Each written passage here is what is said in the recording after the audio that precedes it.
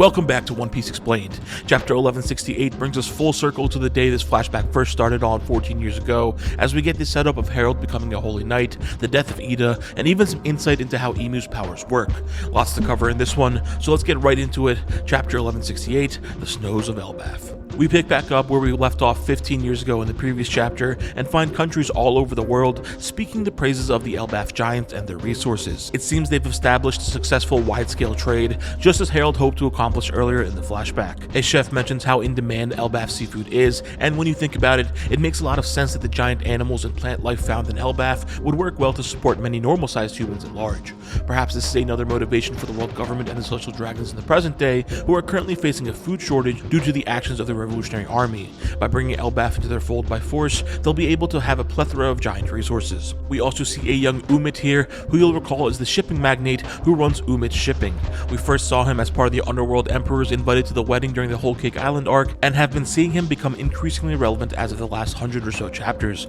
with his cargo ships being used to help transport the materials for the modern lab of Egghead Island during the Kuma flashback, and most recently, we saw the headquarters of his company under siege by the Revolutionary Army as part of their efforts to block off supplies from entering the Holy Land. Umit's relationship with the world government is not exactly clear, but from these few appearances, we know that he does make his services available to them if needed, and his epithet of the Deep Sea Currents is a little more interesting given the naming conventions of the Holy Knight's contracts. I don't know that there's a direct connection here, as these are pretty generic sea-related terms, but it may be something to keep in mind. We see him selling Elbaf cedar, describing it as difficult to acquire, which echoes what we learned from Frankie back during the Water 7 arc when he bought the Adam Tree wood from the black market to build the Sunny. It actually seems somewhat likely that he ended up purchasing it from Umit's company, given Umit's standing as an underworld emperor, and while it doesn't seem like it's actually Adam Tree wood that's being sold in the scene, it being difficult to ship does make sense, as Frankie explained how hard it would be to actually cut a piece off without the giants noticing earlier in this arc.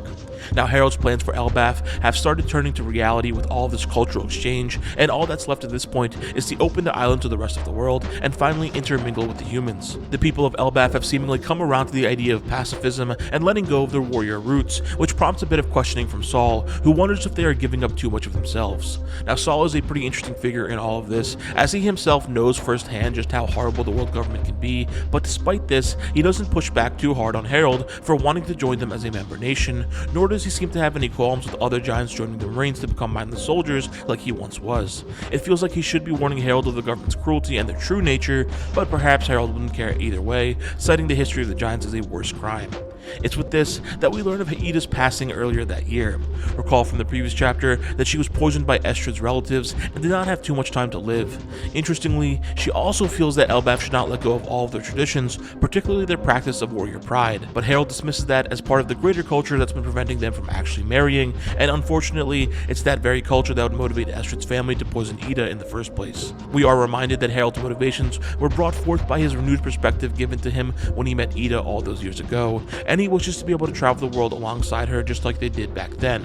Unfortunately, this would never come to happen, as we get the silent montage of her death. This panel of Harold leaving her resting place with his face covered as others rush in is incredibly striking. We see that Hyruddin, Gerd, Goldberg, and Roto have returned from their voyage at sea in search of a doctor for Ida, though it doesn't look like Stanson is here, at least not in the outfit that we saw in the previous chapter, where he was bare-chested. It could be that this is him above Hyruddin, as the belt buckle does somewhat match what he's seen wearing in the present day, but I wonder if he's not actually in Elbaf at this point. Recall that he would eventually end up captured and auctioned at the slave trade of Shabaudi 2 years before the time skip, and I don't think he was captured just yet at this point in time 15 years ago, as it was mentioned he was taken recently by the Coffee Monkey Gang while he was asleep, but it could be that he was operating on his own for some reason before that. Among this group is also Mato, and what looks to be Ripley and a young Colin beside her, and it seems that she may even be holding Gaban in her hand. Not present, however, is Loki, who we see is imprisoned in a cell. The next panel appears to be the remains of the Brewers village, now covered in snow after Loki's rampage in the last chapter. The idea here looks to be that Loki was arrested and punished for his destruction of the village after learning that they were responsible for Ida's illness,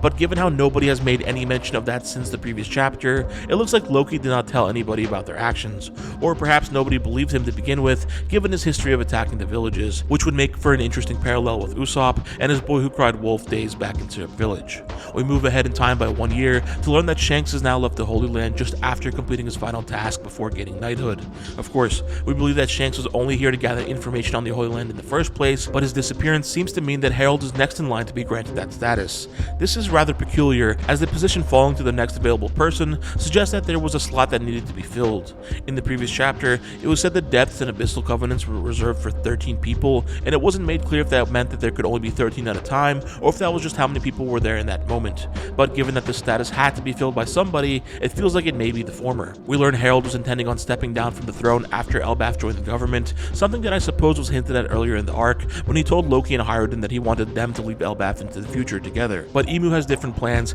as he reveals himself to the Giant King. Emu says that they've been keeping an eye on Harold, which I guess we had actually learned several chapters ago during the clash between them and Rox on God Valley, where they mentioned they had found a great opportunity in the puppet of a king that was Harold. Also recall that in the present day, Emu flipped Dorian and Brogy with Domi Reversi and instructed them to claim the throne of Elbaf after killing Jarl. It's pretty interesting that Emu desires to have a conduit in every instance instead of assuming direct control himself. I suppose this makes a lot of sense given that they are supposed to be a secret ruler in the shadows, and it seems they realize they'll be able to control more of the nation's people if they are being instructed by one of their own instead of this demonic despot that appeared out of nowhere. And it's with this that we get our first glimpse of someone joining Emu's legion, as Harold's mark is augmented with the horn shape that we saw in Summers and Killingham's uniforms. Just as we speculated previously, it seems that the base symbol is for those who hold a Shallows Covenant, while this updated symbol is for those with the Depths Covenant, like the Holy Knights. The process for this is off-screened entirely, and we only see the exterior of Pangea Castle animated as Harold screams, but he does mention that he feels a new power within him, which Mars explains as immortality. This is presumably the regeneration that we've seen used by the Holy Knights and the Elders across these last two arcs. Now this would also mean that he was likely unharmed in that scene we saw at the start of this flashback, with Harold being impaled by his own guards, and given what we've learned about the regeneration in this arc, with it being susceptible to strong concentrations of Conqueror's Haki, it follows that Loki was the only one able to subdue him and overcome his regeneration. There's also something to be said about how Elbaf giants being granted immortality is a direct offense to their sense of warrior's pride, as there is a great deal of importance placed on how they die, and Emu's abilities rob them of that. Emu orders Harold to create an abyss pentagram inside Elbaf, which may confirm the old theory that the pentagram we saw inside the throne room was placed there by Harold under instruction from the world government. If that is the case, then it would offer some new details about how these actually work, as up until now, we weren't too sure if the pentagrams were one-time use and disappeared after someone was summoned. It seems to be that way given all of the summonings we've seen so far between the Elders and the Holy Knights, but perhaps it really is the case that these pentagrams can last indefinitely. This would also mean that the Shamrock and Gunko use this very pentagram to arrive in Elbaf at the start of the arc. We also were not clear how that process worked, as nearly every instance of the pentagrams being used required someone to be present on the other end, such as with Saturn being on Egghead to summon the Elders, and Gunko spawning the pentagram to summon Killingham and Summers, who were mid-conversation with someone else that was informing them of their orders. The major exception being Saturn, who was able to spawn a pentagram on Egghead while he was on the ship on the coast, and summon himself, and of course Shamrock and Gunko's arrival on Elbaf. I suppose our current understanding of the pentagram's rules would be that a pentagram is required to summon others from afar, and the distance between Egghead and the coast is within the range that one can spawn pentagrams, explaining why Saturn was able to summon himself. Anyways, Harold returns to Elbaf to tell his people that they were just one last request away from joining the world government as a member nation. We see his royal ship here, and the sail now reads Elbaf with an F, which has long been the spelling accepted by most fans. The official romanization of the nation was revealed earlier in the arc to be Elbaf with a PH, and is also what the ship had earlier in the flashback. These kinds of romanization inconsistencies are not foreign to the series, and they come up every now and then. It's clear that this chapter was somewhat rushed, especially given the art in the panels, much like in chapter 1098 in the previous arc, and all of this will likely be cleaned up and fixed in the volume release of the chapter. Back in Aros Castle, we see Harold has already spawned the Abyss pentagram and has been receiving orders from Emu telepathically. Emu reveals their true hand and tells Harold to turn the entire nation into an army. Now, I've spoken about this on the channel before, but it's long been established that the government has been after the might of the Giants, and this has been their closest attempt. Of course, this would fail, as Harold refuses here, leading to what happened in the present day, but it feels like this failure is also what partially led to the outcome of the Pacifista project as we saw play out during the Kuma flashback. While they may not have been able to make mindless soldiers out of a nation of giants, they were able to make clone soldiers of a buccaneer, who we know was said to have giant's blood. Harold naively believed that he would be able to atone for the sins of the giants by himself, and that he himself was willing to become a slave, but obviously Emu has far greater plans. We see here that the Depths Covenant not only grants strength and regeneration, but also allows Emu to fully control the contract holder. This is somewhat similar to what we saw with those who had fallen under Domi Reversi, and it seems Harold is able to resist Emu's control momentarily, just as Xebec was. But I'm curious to see what will come from Emu assuming full control. Will it be akin to what we saw from Saturn on God Valley, where Emu spawns out of him, or perhaps it'll be closer to what we're seeing from Gunko in the present day? I suppose this also works to answer the question we had for a while now, of whether Gunko was a unique case amongst the Holy Knights as a vessel for Emu, but from the sound of it, it feels like any of the Holy Knights are capable of being controlled in this manner. Harold orders his men to chain him to one of the columns in the throne room to prevent him from moving, and we know that the structure would not be left standing in the aftermath of these events from what we saw in the present day, and it should also not be lost on us that what he's instructing his men to do to him here is what would become of Loki after being chained to the Atom Tree. Speaking of Loki,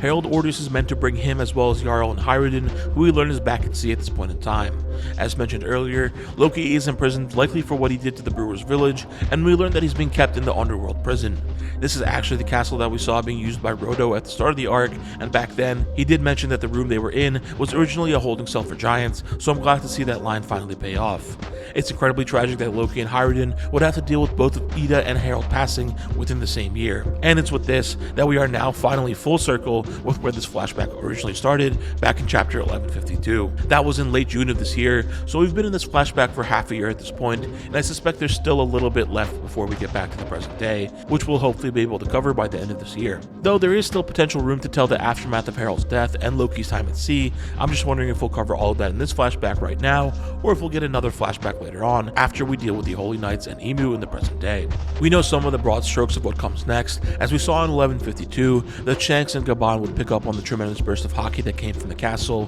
which is likely Harold being fully possessed by Emu, just as we saw when they took over Gunko. Jarl would receive his head wound, and as we've been saying on the channel for months now, the blade stuck in his head is most likely Harold's sword given its shape, and perhaps we'll finally get the reveal of Elbaf's forbidden fruit that's been passed down throughout the ages. I've been speculating for a while now that the fruit may actually be inside Loki's hammer, and if you look back at that scene of someone coming across the treasure chest, you will notice an object behind it that looks a lot like the shape of Loki's weapon. It makes a lot more sense for a fruit to be passed down across generations of the royal family if it's been fed to an object that can be held. It seems Loki is poised to make use of his Conqueror's Haki to overcome Harold's regeneration and dispel Emu from his body, something that he would not realize is the key to defeating the Holy Knights until the present day, as he mentioned before we enter the flashback. But I wonder if we'll see more Holy Knights enter the fray in that day 14 years ago, given that the Abyss Circle is already prepared. While I'm not certain that we'll be moving much further beyond this year in the story, there are some interesting potentially related events that took place 14 years ago. This was the same year that Ginny was captured by a Celestial Dragon, and we've yet to get any details on who it was that abducted her, with many speculating that it was Shamrock. Could that have actually been Shanks' final mission, to abduct Ginny for Shamrock or potentially even Garling? Ginny was the captain of the Revolutionary Army's East Blue faction when that happened, and we do know Shanks had already been spending time in that sea as far back as 22 years ago when he was looking for Yasopp in Chapter 0.